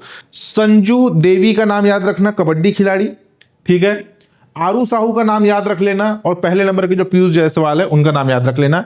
इतने के नाम कम से कम याद रखना, और ये डाटा याद रखना कि आपका 8 युवा और एक संगठन को यह पुरस्कार प्रदान किया गया है करके, ठीक। नेक्स्ट देखिए, नेक्स्ट है प्रथम राष्ट्रीय रोवर रेंजर जम्बूरी 2026। ये स्काउट गाइड से रिलेटेड है। ये इसका आयोजन हुआ कहां पर? बालोद जिले के दुधली ग्राम में। प्रथम राष्ट्रीय रोवर रेंजर जम्बूरी 2026 का आयोजन हुआ। कहां पर आयोजित हुआ? गांव का नाम और जिले का नाम दोनों याद रखना है। तिथि याद रख लेना, 9 जनवरी से 13 जनवरी 2026। काफी कंट्रोवर्सी भरा रहा, बहुत से आरोप प्रत्यारोप लगे, वो तो बात का विषय है। जो इंपॉर्टेंट है उसे याद रखिए कि ग्राम दुधली बालोद जिले में इसका आयोजन हुआ 9 जनवरी से 13 जनवरी के मध्य। उद्घाटन और समापन, इसका उद्घाटन किया गया राज्यपाल रमेन डेक्का जी के द्वारा, छत्तीसगढ़ राज्यपाल रमेन डेक्का, और समापन किया गया मुख्यमंत्री श्री विष्णुदेव साय जी के द्वारा। इसका समापन किया गया 13 फरवरी को। इसका आयोजन किया गया भारत स्काउट्स एवं गाइड्स के द्वारा, BSG। प्रथम राष्ट्रीय रोवर एवं रेंजर जम्बूरी 2026 का मुख्य विषय क्या था? सशक्त युवा विकसित भारत। मुख्य विषय याद रखना, इंपॉर्टेंट है। प्रतिभागी देश भर के विभिन्न राज्यों से लगभग 15,000 से अधिक रोवर एवं रेंजर, पुरुषों को रोवर कहा जाता है और महिलाओं को रेंजर कहा जाता है, स्काउट सदस्य जिनकी आयु 15 से 25 वर्ष के मध्य थी, शामिल हुए। अंतर्राष्ट्रीय उपस्थिति की बात करें तो इसमें जो है भारत का पड़ोसी देश श्रीलंका के प्रतिनिधि जो है इसमें हिस्सा लिए थे। जम्बूरी शहर प्रतिभागियों के द्वारा स्वयं का 146 एकड़ के विशाल क्षेत्र में एक अस्थायी जम्बूरी शहर बसाया गया था, जो अनुशासन और आत्मनिर्भरता का प्रतीक है, यानी कि टेंट वेंट लगा करके अपने रहने की व्यवस्था किए थे। ऐतिहासिक गौरव, भारत स्काउट्स एवं गाइड्स के इतिहास में यह पहली बार था जब रोवर रेंजर के लिए अलग राष्ट्रीय जम्बूरी का आयोजन किया गया। इससे पहले केवल स्काउट गाइड्स जम्बूरी आयोजित होती थी। तो यह पहला अवसर था जो हमारे छत्तीसगढ़ में आयोजित हुआ। ठीक, देखिए यह है प्रथम राष्ट्रीय रोवर रेंजर जम्बूरी 2026, और इसका आपका शुभंकर कौन था, तो वो था आपका वन भैंसा। ठीक है, वन भैंसा जिसे स्काउट्स के कपड़े पहनाए गए हैं, इसे भी शुभंकर पूछेगा तो याद रखना कौन था, वन भैंसा। सिरपुर महोत्सव कब से कब तक आयोजित हुआ, केवल डेट इंपॉर्टेंट है। 1 फरवरी से 3 फरवरी 2026 के मध्य सिरपुर महोत्सव का आयोजन हुआ। सिरपुर, जिसे श्रीपुरा के नाम से प्राचीन समय में जाना जाता था, कि प्राचीन सांस्कृतिक, ऐतिहासिक एवं पुरातात्विक धरोहर का उत्सव है सिरपुर उत्सव। आयोजन का तिथि 1 से 3 फरवरी, केवल डेट इंपॉर्टेंट है हमारे लिए। नेक्स्ट, दलहन तिलहन की खरीदी न्यूनतम समर्थन मूल्य यानी कि मिनिमम सपोर्ट प्राइस एमएसपी पर छत्तीसगढ़ में खरीफ विपणन वर्ष 2025-26 के लिए केंद्र सरकार ने दलहन और तिलहन, अभी तक धान की खरीदी हो रही थी, अब बात हो रही है दलहन तिलहन फसलों की न्यूनतम समर्थन मूल्य एमएसपी पर खरीदी को मंजूरी दे दी है। इसके लिए 425 करोड़ रुपए का बजट स्वीकृत किया गया है। देखिए, दलहन तिलहन फसल कौन कौन से हैं? तुअर, उड़द, मूंग, सोयाबीन और मूंगफली। तुअर, जिसे अरहर के नाम से जाना जाता है, उड़द और मूंग, ये आपके दलहन फसलें हैं। सोयाबीन और मूंगफली, ये तिलहन फसलें हैं। अगर बात करें न्यूनतम समर्थन मूल्य की, तो एमएसपी निर्धारित किया गया है इसके लिए कितना, आपके विपणन वर्ष 2025-26 में 8,000 रुपए है तुवल का न्यूनतम समर्थन मूल्य, 7,800 रुपए है उड़द का न्यूनतम समर्थन मूल्य, मूंग का न्यूनतम समर्थन मूल्य है 8,768 रुपए, सोयाबीन का न्यूनतम समर्थन मूल्य है 5,328 रुपए, मूंगफली का न्यूनतम समर्थन मूल्य है 7,800 रुपए। उड़द और मूंगफली का सेम है। मंजूरी मिला है तो धान के न्यूनतम समर्थन मूल्य के साथ साथ इन दलहन और तिलहन फसलों का भी न्यूनतम समर्थन मूल्य इंपॉर्टेंट है। निर्धारित लक्ष्य रखा गया है छत्तीसगढ़ से खरीदी का, तुवल का खरीदी का लक्ष्य रखा गया है 21,330 मीट्रिक टन, उड़द का 25,530, मूंग का 240, सोयाबीन का 4,210 और मूंगफली का 4,210। ये इतने मीट्रिक टन खरीदी का लक्ष्य रखा गया है विपणन वर्ष 2025-26 में। ठीक है, नेक्स्ट देखिए, बस्तर पंडुम जिसका आयोजन हुआ 10 जनवरी से 9 फरवरी 2026 के मध्य। 3 स्तर पर इसका आयोजन हुआ बस्तर पंडुम का, जनपद स्तर, जिला स्तर, संभागीय स्तर। जनपद स्तर पर 10 जनवरी से 20 जनवरी के मध्य जनपद स्तर पर आयोजित हुआ। जिला स्तर में 24 से 29 जनवरी 2026 के मध्य आयोजित हुआ, और संभागीय स्तर पर 7 से लेकर के 9 फरवरी 2026 के मध्य संभागीय स्तर पर इसका आयोजन हुआ। ठीक है, डेट याद रखना, जनपद, जिला और संभागीय स्तर। क्वेश्चन क्या पूछ रहा है, या कथन आधारित प्रश्न में डेट क्या दिया है, संभाग का दिया है, जिला का दिया है, या फिर आपका जनपद का दिया है, उसे देख करके अटेम्प्ट करना है। ठीक, मुख्य स्थान जो इसका संभागीय समापन हुआ वो हुआ लाल बाग मैदान जगदलपुर में। 7 फरवरी को संभागीय स्तर पर बस्तर पंडुम का उद्घाटन किया गया राष्ट्रपति द्रौपदी मुर्मू जी के द्वारा 7 फरवरी 2026 का, जबकि इसका समापन किया गया केंद्रीय गृह एवं सहकारिता मंत्री अमित शाह जी के द्वारा 9 फरवरी 2026 को। तो संभागीय स्तर पर उद्घाटन में राष्ट्रपति शामिल हुई थी और आपके समापन में शामिल हुए थे केंद्रीय गृह मंत्री अमित शाह। ये दोनों का नाम भी याद रख लेना, मतलब किसने उद्घाटन किया और किसने समापन किया। नोडल विभाग की बात करें तो सांस्कृतिक एवं राजभाषा विभाग जो है इसका नोडल विभाग बनाया गया था आयोजन के लिए। मुख्य उद्देश्य बस्तर संभाग में लोक संस्कृति, परंपरा एवं विरासत को राष्ट्रीय पहचान दिलाना इसके आयोजन का मुख्य उद्देश्य था। इसमें टोटल 12 विधा शामिल थे, जो कि प्रदर्शन एवं प्रतियोगिताएं थी, कुछ खेल थे और कुछ प्रदर्शन थे। बस्तर जनजाति के नृत्य, गीत, नाटक, वाद्य यंत्र, यानी कि जो आपके नृत्य प्रदर्शन, गीत प्रदर्शन, इसमें प्रतियोगिताएं, गीत, नृत्य, नाटक, वाद्य यंत्र, वेशभूषा, आभूषण, पूजा पद्धति, शिल्प, चित्रकला, जनजातीय पेय पदार्थ, पारंपरिक व्यंजन, आंचलिक साहित्य एवं वनौषधियां, मैंने सॉरी यहाँ पे खेल कहा, इसमें प्रदर्शन एवं प्रतिस्पर्धा, जैसे कि खाने पीने की चीजों का प्रदर्शन, पूजा पद्धति का प्रदर्शन, नृत्य में प्रतियोगिताएं, ऐसे टोटल 12 विधाएं शामिल थे। ये 12 विधाओं के नाम याद रखना। उद्घाटन और समापन किसके द्वारा किया गया, समापन कहां पर हुआ, और ये डेट आपके लिए इंपॉर्टेंट है, कब से कब तक आयोजित हुआ ये इंपॉर्टेंट है। बस्तर का उत्सव, बस्तर पंडुप का शाब्दिक अर्थ क्या होता है, बस्तर का उत्सव। ठीक, देखिए इसमें जो है पुरस्कार प्रदान किए गए, जैसे जनपद स्तर पर जो भी आपके जीते, ठीक, जो भी दल जीता या कोई व्यक्तिगत जीता उसे 10,000 रुपए प्रोत्साहन राशि मिला। जिला स्तर पे जो जीते, यानी कि जनपद से सेलेक्ट होकर जिला में गए और जिला स्तर पर प्रदर्शन करके जीते, तो उन्हें 20,000 रुपए की प्रोत्साहन राशि मिली। और फाइनली जो संभाग स्तर पर मुकाबला हुआ उसे प्रथम पुरस्कार के तौर पर 50,000 रुपए, द्वितीय पुरस्कार के तौर पर 30,000 रुपए, तृतीय पुरस्कार के तौर पर 20,000 रुपए और शेष प्रतिभागी दलों को 10,000 रुपए का प्रोत्साहन राशि प्रदान किया गया। विशेष, इसके तहत बस्तर संभाग के 7 जिले, बस्तर संभाग में जो 7 जिले हैं आपके, बीजापुर, नारायणपुर, सुकमा, दंतेवाड़ा, बस्तर, कोंडागांव, कांकेर, ये 7 जिले इसमें शामिल थे।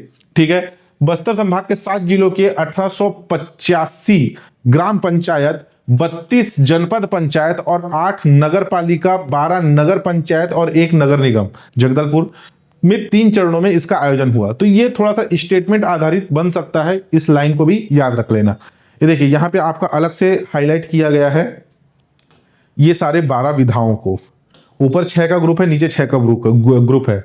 जैसे कि यहां पर अगर आप देखेंगे वेशभूषा एवं आभूषण, चित्रकला, पूजा पद्धति, शिल्प, नाट्य, जनजाति नृत्य, पारंपरिक व्यंजन, वन औषधि, जनजाति पेय पदार्थ, आंचलिक आपका साहित्य, गीत और आपके वाद्य यंत्र। ठीक, कर्तव्य पथ पर गणतंत्र दिवस 2026 की झांकियां, 26 जनवरी 2026 को भारत के 77वें गणतंत्र दिवस के अवसर पर कर्तव्य पथ पर कुल 30 झांकियां प्रदर्शित की गई।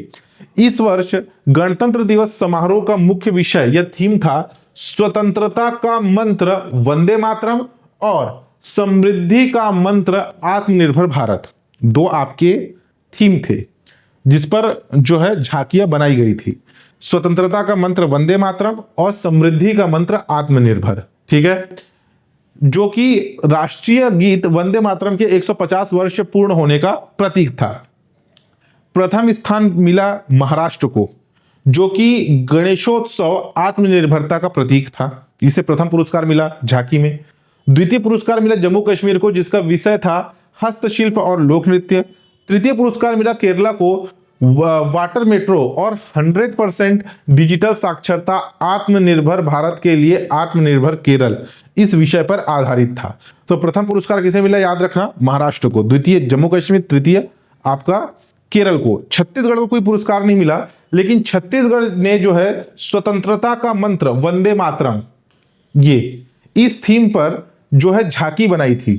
देश के पहले डिजिटल जनजाति संग्रहालय और शहीद वीर नारायण सिंह जैसे नायकों को प्रदर्शित किया गया था उस झांकी में। यह है वो झांकी। ठीक है, छत्तीसगढ़ का जो पहला डिजिटल आपका जनजाति संग्रहालय है उस थीम पर आधारित था। पुरस्कार तो नहीं मिला, लेकिन थीम को याद रखना कि थीम क्या था। जैसे यहां लिखा हुआ है the Shaheed Veer Narayan Singh memorial and tribal freedom fighters museum. ठीक, नेक्स्ट देखिए भोरमदेव जंगल सफारी। वन विभाग के द्वारा भोरमदेव अभ्यारण्य में जल्द ही जंगल सफारी शुरू किया जाएगा। 34 किलोमीटर का इसका रूट होगा। सकरी नदी मार्ग में 17 बार नदी पार करने को मिलेगा का अनुभव मिलेगा और इको टूरिज्म को बढ़ावा मिलेगा। बस याद रखना कि भोरमदेव अभ्यारण्य में जल्द ही एक जंगल सफारी शुरू होने वाला है। जंगल सफारी ऐसा नहीं है कि जैसे हमारा रायपुर का जंगल सफारी यानी कि भोरमदेव अभ्यारण्य में जो वन विभाग की जो जिप्सी है उसके माध्यम से भोरमदेव अभ्यारण्य का भ्रमण कराया जाएगा। लगभग रूट कितना है, 34 किलोमीटर का रूट है, जिसमें सकरी नदी को 17 बार पार किया जाएगा। ये थोड़ा सा याद रखना। ठीक है, सकरी नदी भोरमदेव अभ्यारण्य के मध्य से होकर के बह रही है, जिसे 17 बार पार किया जाएगा इस जंगल सफारी में। ठीक, नेक्स्ट देखिए छत्तीसगढ़ का पहला अंतरिक्ष केंद्र, इसका उद्घाटन किया गया 3 फरवरी 2026 को। मुख्यमंत्री विष्णुदेव साय और अंतरिक्ष यात्री ग्रुप कैप्टन शुभांशु शुक्ला, इनके नाम से आप परिचित है, नेशनल करंट अफेयर पढ़े होंगे।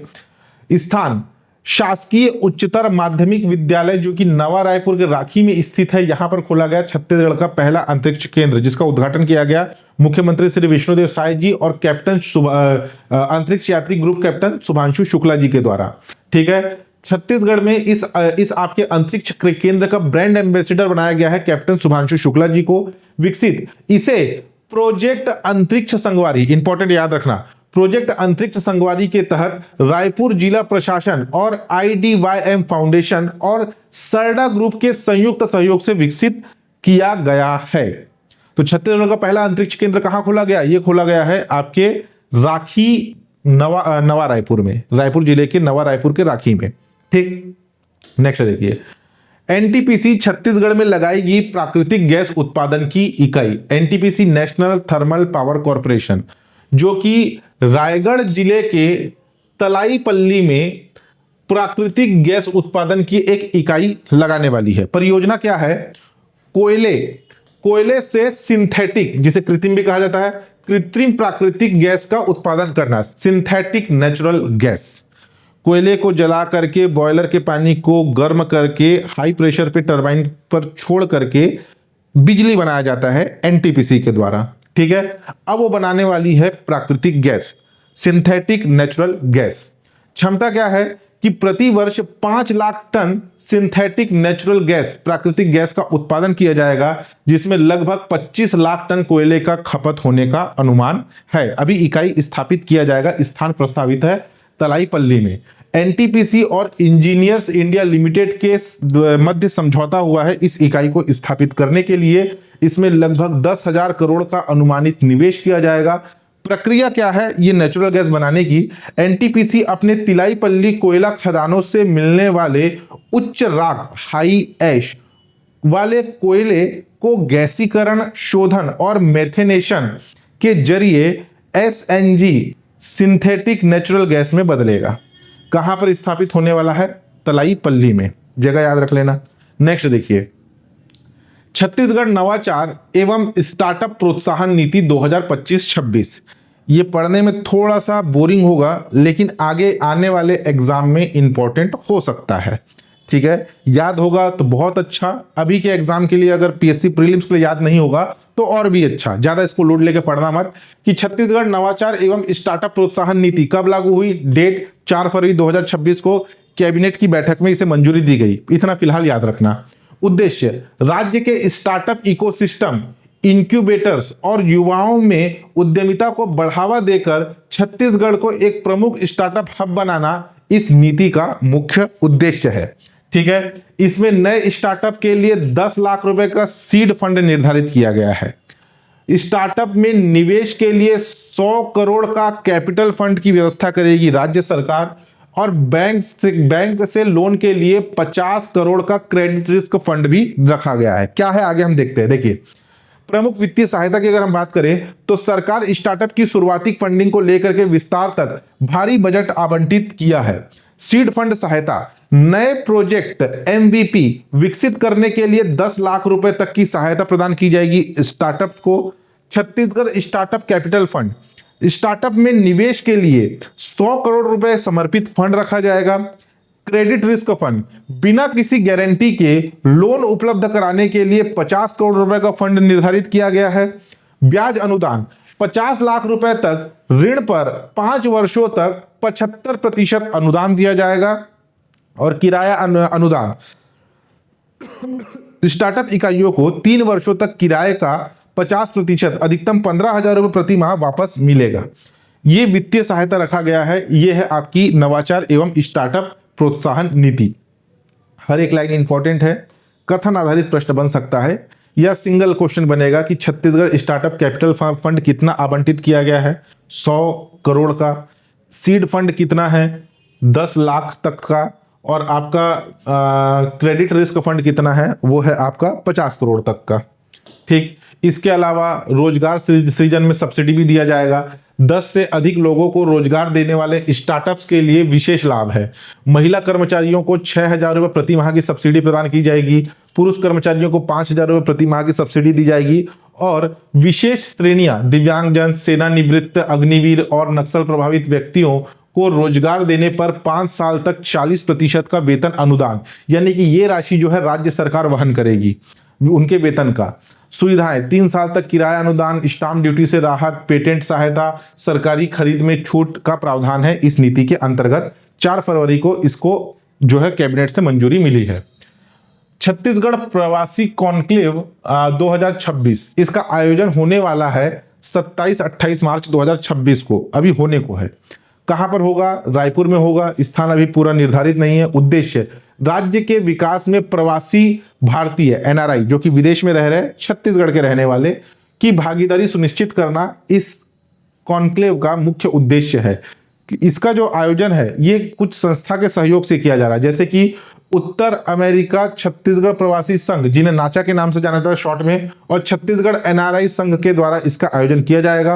महत्व: विदेश में रह रहे छत्तीसगढ़ मूल के लोगों को प्रदेश में सामाजिक, सांस्कृतिक और आर्थिक विकास से जोड़ना इस कॉन्क्लेव का मुख्य उद्देश्य है। नॉर्थ अमेरिका छत्तीसगढ़ एसोसिएशन नाचा, छत्तीसगढ़िया सबले बढ़िया, ये इस संस्था का नाम है। ठीक, नेक्स्ट देखिए मैनपाट महोत्सव।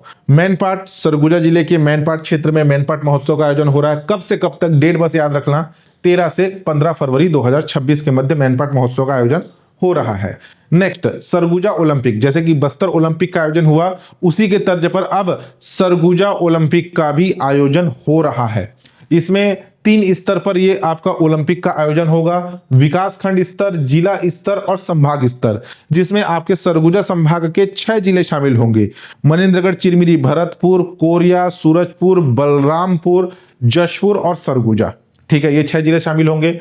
विकासखंड स्तर पर अभी संभावित तिथि है कि विकासखंड स्तर पर जो है आपके 28 जनवरी से 3 फरवरी के मध्य आयोजन होगा। जिला स्तर पर 5 फरवरी से 10 फरवरी के मध्य। संभाग स्तर पर जो है आपके 1 मार्च से 3 मार्च के मध्य ये आपके सरगुजा ओलंपिक 2026 का आयोजन होने वाला है। इसमें जो है आपके कुल 12 या 13 खेल इसमें शामिल किए गए हैं। एथलेटिक्स है, लंबी कूद, ऊंची कूद, short put, disc throw, javelin throw, 4x100 का रिले रेस, तीरंदाजी, फुटबॉल, कुश्ती जो कि जिला स्तर पर होगा, कबड्डी, वॉलीबॉल, रस्साकसी, प्रदर्शन केवल महिला सीनियर वर्ग, उसके बाद badminton, hockey, karate, kho kho, basketball, ये जो है आपके खेल इसमें शामिल किए गए हैं। जूनियर वर्ग 2 वर्ग में बांटा गया है। आयु वर्ग को जूनियर वर्ग जिसमें 14 से 17 वर्ष आयु वर्ग के बालक बालिका शामिल होंगे, और एक है सीनियर वर्ग जिसमें आयु की कोई सीमा निर्धारित नहीं है, यानी कि 18 वर्ष से अधिक आयु के कोई भी इसमें शामिल हो सकते हैं। ठीक है, यह है आपका सरगुजा ओलंपिक एक प्रकार का लोगो, और यह है इसका शुभंकर या मैस्कॉट जो बोलते हैं। इसका नाम रखा गया है, हाथी है तो इसका नाम रखा गया है गजरू। क्या नाम रखा गया है? गजरू। ठीक, ये क्या है? ये सरगुजा ओलंपिक का शुभंकर है, सरगुजा ओलंपिक। ठीक, बस्तर ओलंपिक का शुभंकर क्या है? वन भैंसा पहाड़ी मैना। एक वन भैंसा है जिसके सिंग के ऊपर पहाड़ी मैना बैठी हुई है, जो कि बस्तर में बहुतायत में पाए जाते हैं, वन भैंसा और पहाड़ी मैना। वैसे ही जो आपका सरगुजा संभाग वाला क्षेत्र है ये हाथी बहुतायत क्षेत्र है, इसलिए यहां पर जो शुभंकर रखा गया है वो है एक हाथी का प्रतीक, जिसको नाम दिया गया है गजरू। गज का मतलब होता है हाथी, तो गजरू नाम दे दिया गया है। ठीक, नेक्स्ट देखिए राजिम कुंभकल्प। राजिम मेला या राजिम कुंभकल्प मेला, जिसका आयोजन कब से कब तक हो रहा है? 1 फरवरी से लेकर के 15 फरवरी, फरवरी महीने के स्टार्टिंग 1 फरवरी से लेकर के 15 फरवरी 2026 के मध्य। राजिम कुंभकल्प मेले का आयोजन किस तिथि को होता है? तो ध्यान रखना किस तिथि को होता है? माघ पूर्णिमा, माघ पूर्णिमा से लेकर के महाशिवरात्रि तक, महाशिवरात्रि तक टोटल 15 दिनों का कुंभकल्प, राजिम कुंभकल्प का आयोजन होता है। कहां पर होता है? महानदी, पैरी और सोंडूर नदी के त्रिवेणी संगम पर इस मेले का आयोजन होता है। इसमें जो है स्नान की 3 तिथियां निर्धारित होती है। एक तो माघ पूर्णिमा जिस दिन मेले का शुरुआत हो रहा है, समापन हो रहा है महाशिवरात्रि दूसरा दिन, और बीच में 9 फरवरी। 9 फरवरी को बनाया जाता है मतलब बीच में जो तिथि आती है 9 फरवरी की, उसमें आपका जानकी जयंती आता है बीच में, उसमें तो टोटल 3 आपके पवित्र स्नान के लिए डेट रखे जाते हैं। एक माघ पूर्णिमा का, एक शिवरात्रि का और एक बीच में आता है जानकी जयंती का। 9 फरवरी को जानकी जयंती में स्नान और 10 फरवरी को साधु संतों का एक समागम भी इसमें आयोजित हुआ था। तो इन 3-4 डेट को याद रखना। 1 फरवरी माघ पूर्णिमा शाही स्नान, 9 फरवरी जानकी जयंती शाही स्नान, 15 फरवरी महाशिवरात्रि शाही स्नान और आपका बीच में 10 फरवरी जिसमें संत साधुओं का समागम हुआ। ठीक, नेक्स्ट देखिए, नेक्स्ट है आपका कोरिया महोत्सव।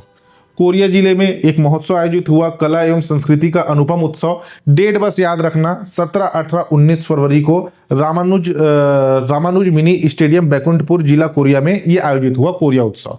आ भी सकता है, नहीं भी आ सकता है, डेट बस याद रख लेना, अगर याद हो जाए तो ज्यादा लोड लेने की जरूरत नहीं है। नेक्स्ट, छत्तीसगढ़ राजभाषा आयोग का 9वां प्रांतीय सम्मेलन। छत्तीसगढ़ राजभाषा आयोग का 9वां प्रांतीय सम्मेलन जो कि 10 और 11 जनवरी 2 दिन में आयोजित हुआ। कहां पर आयोजित हुआ? बिलासपुर में, रायपुर मत लगाना। सिम्स जो आपका मेडिकल कॉलेज है, सिम्स ऑडिटोरियम में उसके सभागार में, सिम्स के सभागार में जो है ये 9वां प्रांतीय सम्मेलन, संस्करण भी याद रखना, 9वां प्रांतीय सम्मेलन आयोजित हुआ। उद्देश्य क्या था? छत्तीसगढ़ी भाषा को संविधान की 8वीं अनुसूची में शामिल करना और इसे राजभाषा के रूप में बढ़ावा देने के लिए सम्मेलन का प्राथमिक लक्ष्य रखा गया, जिसे मुख्य अतिथि थे माननीय तोखन साहू जी। ठीक है, नेक्स्ट देखिए, नेक्स्ट है रामाराम सुकमा मेला। कुछ रैंडम मेले आयोजित हुए हैं, उसको बस थोड़ा सा डेट अगर याद हो सकता है तो ठीक, नहीं याद होगा तो कोई बात नहीं, अभी फिलहाल पीएससी प्री के लिए प्रेशर नहीं लेना है। रामाराम सुकमा मेला जिसका आयोजन 3 दिवसीय मेला आयोजित हुआ आपका 2, 3 और 4 फरवरी को देवी मां चिटमिटिन अम्मा मंदिर ट्रस्ट रामाराम सुकमा के द्वारा ये रामाराम मेले का आयोजन हुआ। इतना ही याद रखना है, इससे ज्यादा कुछ नहीं करना। उद्यंती सीता नदी टाइगर रिजर्व, छत्तीसगढ़ में टोटल आपके 4 टाइगर रिजर्व है। गुरु घासीदास, तमोर पिंगला, दूसरा उद्यंती सीता नदी, तीसरा आपका इंद्रावती, ठीक है, और चौथा है आपका अचानकमार। इन 4 टाइगर रिजर्व में से एक है आपका उद्यंती सीता नदी टाइगर रिजर्व, जिसमें सबसे तेज उड़ने वाला पक्षी देखा गया। ठीक है, जिसका नाम क्या है? Peregrine falcon. क्या नाम है? पेरेग्रीन फाल्कन, जिसकी स्पीड, मैक्सिमम स्पीड होती है 120 किलोमीटर प्रति घंटा की रफ्तार। ऊंचाई से सटीक गोता लगाकर शिकार करता है, यानी कि ऊंचाई से अचानक 120 किलोमीटर प्रति घंटा की रफ्तार से नीचे कोई शिकार है तो उसका सीधा सर अलग करके लीजा लेता है, इतनी इसकी रफ्तार होती है। छत्तीसगढ़ बन रहा है दुर्लभ पक्षियों का पसंदीदा जगह। बस याद रखना, आपका पेरेग्रीन फाल्कन कहां देखा गया? उद्यंती सीता नदी टाइगर रिजर्व में। ठीक, ऑटो डाइवर्जन पुनर्निर्धारण सुविधा और भुइयां व्हाट्सएप चैटबॉट। हाल ही में राजस्व विभाग के द्वारा 2 आपके चैटबॉट लाए गए हैं। एक है भुइयां व्हाट्सएप चैटबॉट, जिसमें जो है भुइयां क्या है, जो भूमि के नक्शे से संबंधित आपका एक पहले वेबसाइट था भुइयां, अब उसका चैटबॉट भी आ गया है। जमीन संबंधित जानकारी, राजस्व न्यायालय से संबंधित जानकारी, मोबाइल नंबर जोड़ना, आधार कार्ड जोड़ने, ऑनलाइन आवेदन, किसान किताब हेतु आवेदन, नामांतरण, ये सारी सुविधा इसमें रखी गई है। एक है ऑटो डाइवर्जन सुविधा, जिसमें भूमि चयन से लेकर के प्रीमियम एवं शुल्क गणना तक की पूरी प्रक्रिया होगी। तेज, सरल, सुरक्षित ई चालान भुगतान होगा। आवेदन के साथ 6 आवश्यक अनिवार्य दस्तावेज अपलोड होंगे। भूमि उपयोग परिवर्तन ऑनलाइन आवेदन कर सकते हैं। याद होता है ठीक, नहीं होता है ठीक, लेकिन हाँ थोड़ा सा याद रखना कि राजस्व विभाग के द्वारा जमीन से संबंधित कौन सा हाल ही में व्हाट्सएप चैटबॉट लाया गया है, तो उसका नाम है भुइयां व्हाट्सएप चैटबॉट, और इसका कुछ मोबाइल नंबर भी आया है। ठीक है, ये है आपका 728905 आ सकता है, नहीं भी आ सकता, छोड़ो उसको। बस भुइयां चैटबॉट, व्हाट्सएप चैटबॉट, जो कि राजस्व विभाग के द्वारा जमीन से संबंधित एक चैटबॉट लाया गया, जिसका नाम क्या है? भुइयां चैटबॉट। ठीक, अब कुछ सिंगल वन लाइनर है, उसको फटाफट कवर करते हैं। सबसे पहले नंबर पर है आपका अंधियार झोला जलप्रपात। अंधियार झोला जलप्रपात जो कि गरियाबंद जिले में स्थित है, मुंडी पानी पहाड़ से गिरता हुआ एक जलप्रपात है, जिसका नाम क्या है? अंधियार झोला जलप्रपात। छत्तीसगढ़ के मुख्य सूचना आयुक्त, नए मुख्य सूचना आयुक्त नियुक्त किए गए हैं अमिताभ जैन जी। अमिताभ जैन जी जो कि मुख्य सूचना आयुक्त बनने से पहले छत्तीसगढ़ के मुख्य सचिव थे। मुख्य सचिव, चीफ सेक्रेटरी, उसके बाद अब ये बन चुके हैं छत्तीसगढ़ के मुख्य सूचना आयुक्त। केतीवीरा जलप्रपात, केतीवीरा जलप्रपात जो कि जशपुर के तपकरा के अंतर्गत ईब नदी के ऊपर स्थित है, कोतेवीरा जलप्रपात। नेक्स्ट है वन भैंसा सफारी। वन भैंसा सफारी प्रस्तावित है, उद्यंती सीता नदी अभ्यारण्य में है। इसी क्षेत्र में वन भैंसा सर्वाधिक है, तो यहाँ पे एक वन भैंसा सफारी बनाए जाने का प्रस्ताव रखा गया है। 11वां बहुरूपिया महोत्सव। बहुरूपिया महोत्सव का मतलब नाम से स्पष्ट है, अलग अलग रूप धारण करना, जिसमें कोई आपके राक्षस बनता है या कोई समाज को कोई संदेश देने के उद्देश्य से कुछ रूप धारण करता है। हर साल साल के आखिरी दिन यानी कि 31 दिसंबर और 1 जनवरी, इस दिन जो है मनेंद्रगढ़ चिरमिरी भरतपुर के चिरमिरी में बहुरूपिया महोत्सव का आयोजन होता है। एग्जाम में शायद एक बार का प्रश्न बना भी था। दनगिरी जलप्रपात जो कि जशपुर के सुलेसा ग्राम के अंतर्गत आपका एक जलप्रपात है जिसका नाम है दनगिरी जलप्रपात। Tribal research and innovation park ये प्रस्तावित कहां पर है? आपके दंतेवाड़ा जिले में खुलने वाला है tribal research and innovation park. Chhattisgarh का पहला प्लास्टिक पार्क जो कि रायपुर के उरला औद्योगिक क्षेत्र के सरोरा में खोला गया, छत्तीसगढ़ का पहला प्लास्टिक पार्क। टेक्सटाइल पार्क जो कि नवा रायपुर में खोला जाएगा। छत्तीसगढ़ राज्य का पहला कौशल विकास संस्था ये रायपुर में खोला जाने वाला है। छत्तीसगढ़ का पहला ग्लास ब्रिज जो कि बस्तर के तीरथगढ़ वाटरफॉल के ऊपर बनाया जा रहा है, एक ग्लास ब्रिज यानी कि कांच का बना हुआ ब्रिज, जिसमें आप एक हाइट के ऊपर कांच से तीरथगढ़ वाटरफॉल का आनंद ले सकते हैं।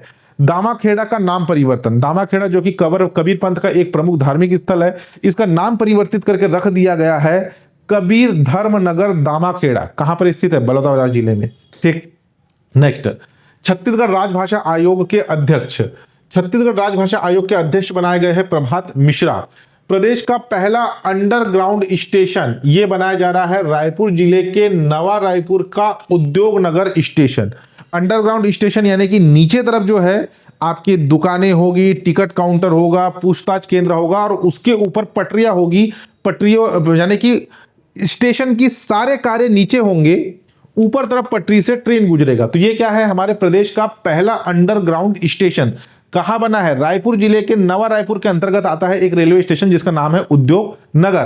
तातापानी महोत्सव जिसका आयोजन मकर संक्रांति के अवसर पर 14 से 16 जनवरी 2026 के मध्य बलरामपुर रामानुजगंज जिले में इसका आयोजन हुआ। रामायण रिसर्च काउंसिल के रामायण वार्ता राष्ट्रीय अध्यक्ष नियुक्त किए गए हैं सरगुजा के सांसद चिंतामणि महाराज। ठीक है, रामायण के ऊपर रिसर्च के लिए एक काउंसिल बनाई गई है जिसमें रामायण वार्ता के राष्ट्रीय अध्यक्ष बनाए गए हैं हमारे सरगुजा के सांसद चिंतामणि महाराज जी। ठीक है, छत्तीसगढ़ का जो खैरागढ़ में स्थित प्रसिद्ध इंदिरा कला एवं संगीत विश्वविद्यालय है, इसका नाम परिवर्तित किए जाने की घोषणा की गई है। इंदिरा कला संगीत विश्वविद्यालय, जिसे खैरागढ़ विश्वविद्यालय के नाम से भी या खैरागढ़ संगीत विश्वविद्यालय के नाम से भी जाना जाता है, इसका नाम बदला जा रहा है। इसका नाम बदलकर राजकुमारी इंदिरा सिंह कला एवं संगीत विश्वविद्यालय खैरागढ़ रखा जा रहा है। ऐसा क्यों किया जा रहा है? देखिए, 26 जनवरी 2026 को 71वें दीक्षांत समारोह जो कि विश्वविद्यालय में आयोजित हुआ में राज्यपाल रमेन डेक्का ने इस नाम परिवर्तन की घोषणा की, जो कि राजकुमारी इंदिरा सिंह के विरासत को समर्पित है। बहुत से लोग इस इंदिरा कला एवं संगीत विश्वविद्यालय को लेकर कंफ्यूज होते हैं। एक है आपका इंदिरा कृषि विश्वविद्यालय जो कि भारत की पूर्व प्रधानमंत्री इंदिरा गांधी जी के नाम पर है। वैसे ही एक है इंदिरा कला एवं संगीत विश्वविद्यालय, ये राजकुमारी इंदिरा के नाम पर है जो कि खैरागढ़ से संबंधित राजकुमारी है। आगे और डिटेल बताऊंगा। तो कई लोग इस इंदिरा कला एवं संगीत विश्वविद्यालय को पूर्व प्रधानमंत्री इंदिरा गांधी से जोड़ करके देखते हैं, इसलिए इसके नाम को बदला गया और नाम रखा जाने वाला है राजकुमारी इंदिरा सिंह कला एवं संगीत विश्वविद्यालय खैरागढ़। ठीक है, यह विश्वविद्यालय खैरागढ़ रियासत के राजा वीरेंद्र बहादुर सिंह और रानी पद्मावती देवी की बेटी राजकुमारी इंदिरा के स्मृति में 14 अक्टूबर 1956 को शुरू किया गया था। नाम परिवर्तन का उद्देश्य राजकुमारी की कला एवं संगीत के प्रति विरासत को सम्मान देना इसका मुख्य उद्देश्य है। छत्तीसगढ़ सरकार के द्वारा राज्य के कला और संस्कृति को बढ़ावा देने के लिए पद्मश्री विभूतियों को मिलने वाली मासिक सम्मान निधि 5,000 रुपए से बढ़ाकर 10,000 रुपए प्रति माह कर दिया गया है। यह निर्णय 1 अप्रैल 2025 से प्रभावशाली होगा, यानी कि पिछले साल से प्रभावशाली होगा। छत्तीसगढ़ में जिन भी विभूतियों को पद्म पुरस्कार मिलता है, चाहे पद्म विभूषण हो, पद्मभूषण हो, पद्मश्री हो, स्पेशली पद्मश्री की यहाँ पे बात की जा रही है। पद्मश्री विभूतियों को पहले 5,000 रुपए प्रति माह मिलता था, अब उसे बढ़ा करके आपका 10,000 रुपए प्रति माह प्रदेश सरकार कर रही है, जो कि पिछले आपके 1 अप्रैल 2025 के तिथि से ये लागू माना जाएगा। ठीक, नेक्स्ट देखिए, फरवरी 2026 में पर्वतारोही खेमराज साहू जिन्होंने हिमाचल प्रदेश की 9000 फीट ऊंची पतालसू पीक, ठीक है, हिमाचल प्रदेश में स्थित है पतालसू पीक जिसकी ऊंचाई है 9000 फीट पर तिरंगा फहराया। अपनी इस पर्वतारोहण यात्रा के दौरान उन्होंने छत्तीसगढ़ के प्रसिद्ध राजिम कुंभकल्प मेला 2026 का भी देश भर में प्रचार किया। तो खेमराज साहू कौन है? पर्वतारोही है जिन्होंने हिमाचल प्रदेश के पतालसू पीक पर, जिसकी ऊंचाई 9000 फीट है, उसे पर्वतारोहण किया और प्रचार किया राजिम कुंभकल्प मेले का।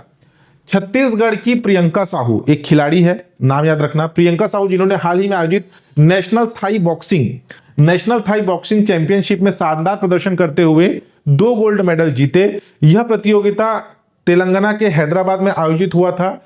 इस राष्ट्रीय चैंपियनशिप में छत्तीसगढ़ के खिलाड़ियों ने कुल 15 पदक जीते, जिसमें प्रियंका सहित महिला खिलाड़ियों ने 7 में से 6 गोल्ड मेडल राज्य के नाम किया। बाकी खिलाड़ियों ने एक एक गोल्ड मेडल, यानी कि महिला खिलाड़ियों ने एक एक गोल्ड मेडल जीता, इन्होंने 2 गोल्ड मेडल अपने नाम किया था, इसलिए इनका नाम याद रखना, प्रियंका साहू, जो कि नेशनल थाई बॉक्सिंग खिलाड़ी है। छत्तीसगढ़ के जेल विभाग को ने बड़ी उपलब्धि हासिल करते हुए राज्य के 4 केंद्रीय जेल कौन कौन से है? रायपुर, दुर्ग, बिलासपुर और अंबिकापुर, सब मेन सिटी है, नाम याद रखना। ये क्या है? सेंट्रल जेल, केंद्रीय जेल है। अंतर्राष्ट्रीय गुणवत्ता मानक ISO सर्टिफिकेशन इन्होंने प्राप्त किया है। ISO प्रमाणन ISO 9001 डॉट आपका कोलन साइन बोलते हैं 2015 प्रमाणन प्राप्त किया, जो कि गुणवत्ता के ऊपर आधारित है। तो 4 आपके सेंट्रल जेल कौन कौन से है? दुर्ग, रायपुर, बिलासपुर, 3 मेन सिटी और एक अंबिकापुर, ठीक है। छत्तीसगढ़ में कायाकल्प योजना 2025-26, कायाकल्प योजना जो कि जिला अस्पतालों से संबंधित है, जिला अस्पतालों की एक रिपोर्ट आती है हर साल। कायाकल्प योजना 2025-26 के अंतर्गत स्वास्थ्य सुविधाओं में सुधार एवं स्वच्छता के मानकों को लेकर के हाल ही में महत्वपूर्ण रिपोर्ट एवं परिणाम जारी किए गए हैं। हर साल आता है ये रिपोर्ट। कायाकल्प योजना के तहत 25-26 के रैंकिंग में जिला अस्पताल सूरजपुर पूरे छत्तीसगढ़ में पहला स्थान प्राप्त किया है। कायाकल्प योजना के अंतर्गत स्वास्थ्य सुविधा सुधार एवं स्वच्छता के मानकों में कौन सा जिला अस्पताल प्रथम स्थान पर रहा? तो आपका सूरजपुर जिला अस्पताल, बस इतना याद रखना, ठीक। नेक्स्ट देखिए, छत्तीसगढ़ ने खनिज क्षेत्र में बड़ी उपलब्धि हासिल की है। छत्तीसगढ़ देश का पहला राज्य बनने का गौरव प्राप्त किया है जिसने लिथियम खदान की नीलामी सफलतापूर्वक पूरी कर ली है।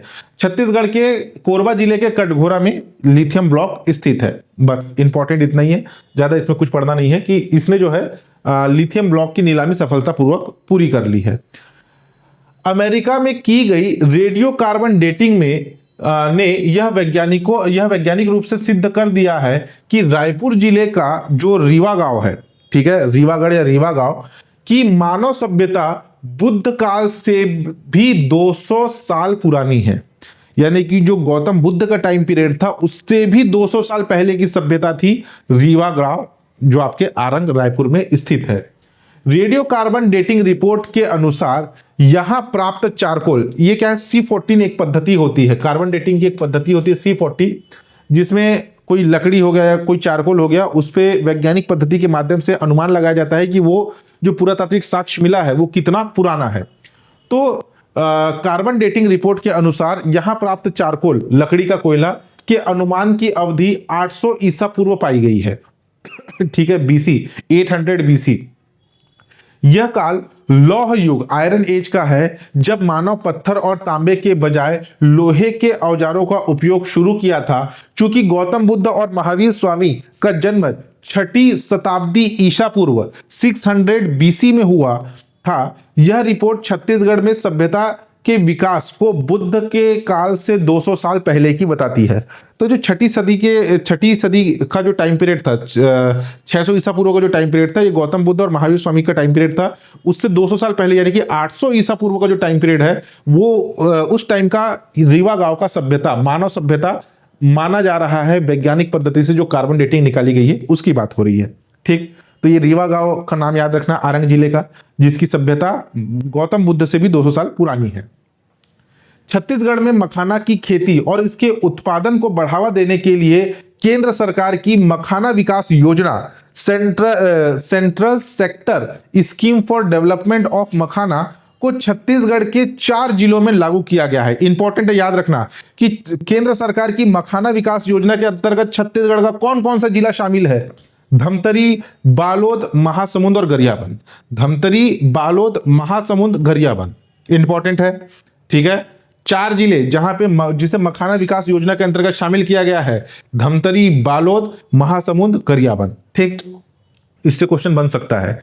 छत्तीसगढ़ का धमतरी जिला समर्थ पंचायत पोर्टल के माध्यम से ऑनलाइन संपत्ति कर वसूलने वाला देश का पहला, केवल छत्तीसगढ़ का नहीं, देश का पहला जिला बन गया है। इस पोर्टल की शुरुआत 29 जनवरी 2026 को धमतरी के नगरीय विकास खंड के साकरा ग्राम पंचायत में किया गया। नेक्स्ट, छत्तीसगढ़ सरकार ने 4 फरवरी 2026 को प्रदेश में छत्तीसगढ़ क्लाउड फर्स्ट नीति लागू करने को स्वीकृति दी है।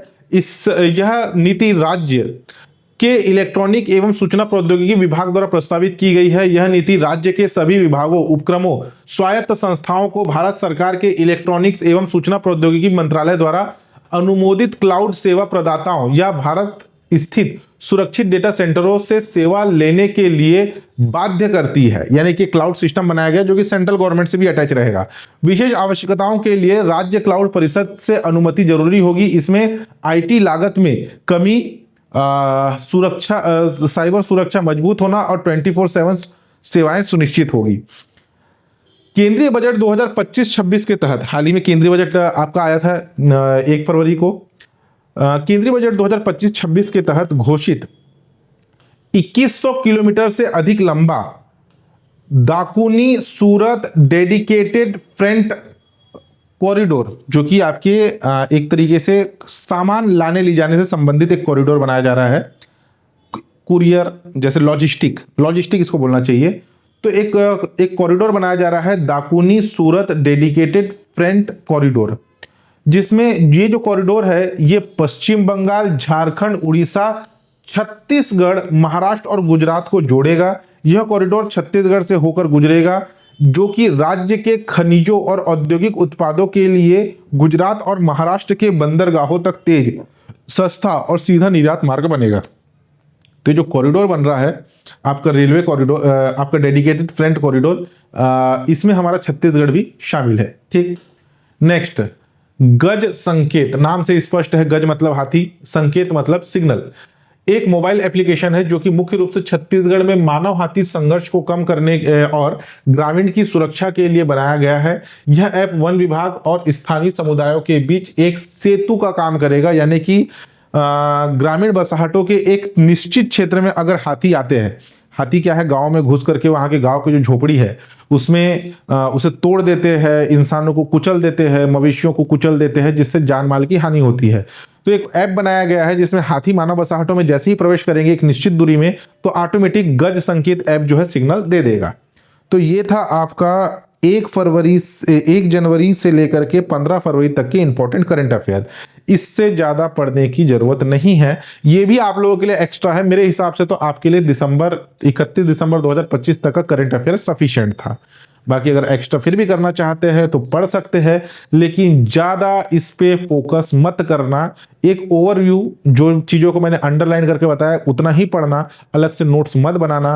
रिवीजन का समय है, रिवीजन करिए। किसी भी नए टॉपिक या किसी ग्रुप में कोई बता रहा है कि ये पढ़ लेना, ये पढ़ लेना, इस बुक को पढ़ लेना, अभी के इस कम टाइम पीरियड में आपके पास किसी भी नए बुक को उठा के पढ़ने का समय नहीं है। ठीक है, चलिए।